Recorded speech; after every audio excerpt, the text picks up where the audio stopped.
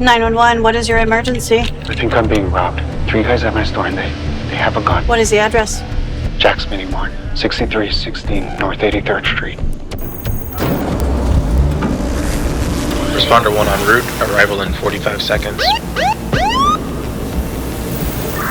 Edward 9, 3 minutes out. Edward 11, ETA in 6. Caller states 2 white males standing outside, possibly armed, 1 white male inside the store. Edward 9, copy. And we have our generational perspectives. We have our armed robbery in progress. Pull up the drone feed. Yes, sir. 3 suspects are on foot. Alleyway adjacent to the food mart. Wait, is that just a lighter? Unit standby. It appears to be a lighter. Responder 1, affirmative. Object appears to be a lighter and not a weapon. Edward 9, copy. Got it on the live feed. We'll make contact and advise. It's not hard to imagine how this situation could have gone differently. BRINC is building a system to give first responders more information before they arrive at emergencies and lower response times. Specialized drones are pre-positioned in robotic charging stations at strategic locations throughout a community.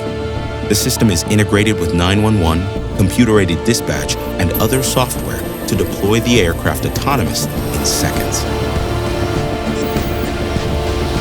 These drones can deliver life-saving payloads faster than ever.